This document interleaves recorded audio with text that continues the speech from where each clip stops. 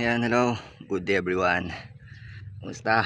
So today is August 15, yan, 2026.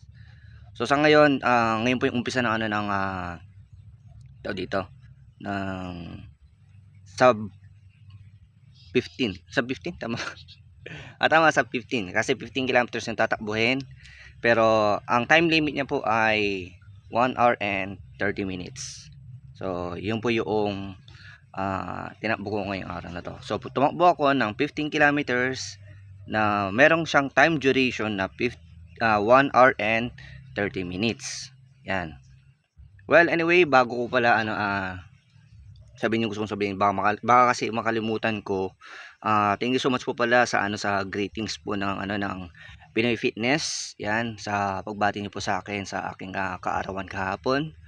Hindi ko na rin po na shoutout kasi late nang dumating yung message na through Gmail. Mas nauna po akong nakapag-upload sa kasi sa aking YouTube channel. Kaya thank you so much po Pinoy Fitness sa inyo pong pagbati po sa akin, and hoping na na mas marami pa po tayong ma-inspired sa mga lahat po ng mga nanonood po sa akin, mga sumusuporta. Yan. Kung bago ang pala po sa running, pwede po yung may sa akin ng mga tips, saka kung ano pa mong mga gusto niyo pong matutunan sa running. Pwede ko ba yung magtanong lang sa sa aking comment section, sa aking FB page. Yan, may kita nyo naman po sa aking intro ng aking YouTube channel. Yan.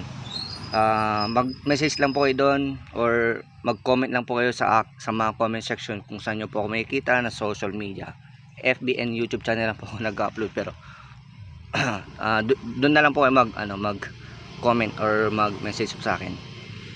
Well, anyway, alam niyo to, sobrang nakakatuwa lang kasi sa pakiramdam na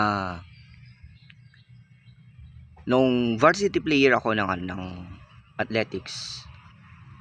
Ang maximum kasi na tinatakbo noon is noon is nasa 10 kilometers. So yun yung maximum distance. So dun sa maximum distance na yun, dati nakakaya ko siya ng mga more than 30 minutes. More than 30 minutes, hindi ko sinasabing less than, more than 30 minutes. So yung 10 kilometers. So nung nag-upgrade na ako, nung sabi ko parang bitin yung takbo ko, parang meron pa akong natitirang lakas na hindi ko alam kung ilang porsyento yun.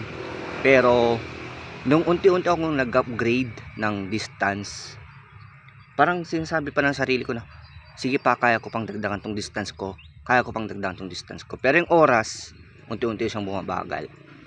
Well, ganun talaga kapag masasanay ka na sa endurance run. Tama, pag masasanay ka na sa endurance run, yung time mo talaga babagal yan kasi padagdag ng distance at pabawas ka din ng pabawas ng speed. Unlike kasi kapag meron kang target distance, pwede mong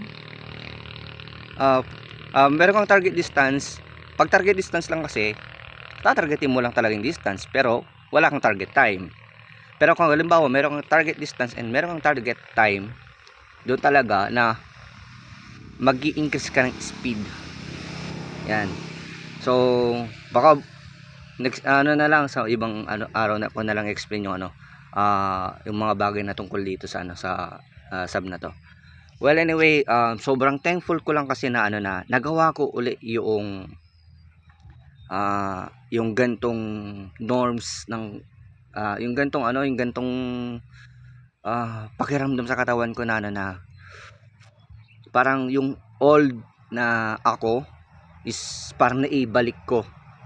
Pero syempre nasa nasa era na ako ng endurance. So ibig sabihin lang noon na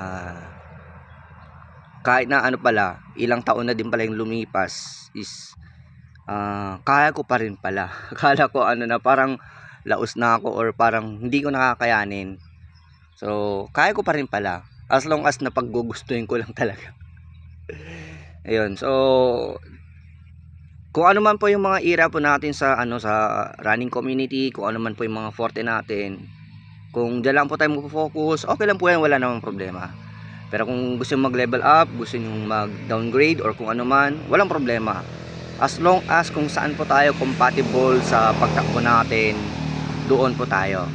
Okay? Basta importante, wag na natin alisin sa katawan natin yung gantong ehersisyo, gantong kasanayan ng pagpapalakas ng ating pangatawan kasi napaka-importanting bagay po nito para sa atin. Okay? Yung iba, hindi nga gustong-gustong tumakbo pero wala kulang yung kakayahan or wala silang kakayahan na tumakbo. Ang dami-daming nagsasabi sa akin na gusto nilang tumakbo pero parang nalalabuan sila or parang nawawalan sila ng pag-asa. Pero we need to still to encourage them na tumakbo. Yan. Hindi man sa salita natin pero sa mga kilos natin, doon natin sila may encourage. So, yun lang. Sobrang lang kasi sobrang saya ko lang na nagawa ko ulit yung itong klaseng bagay. So, ongoing to approval pa lang yung yung pagkakasamit ko sa sa distance, kaya abangan niyo na lang po. Waiting to approve na lang yung yung submission ko ng distance. So, yun lamang po. Maraming salamat and God bless po sa ating lahat.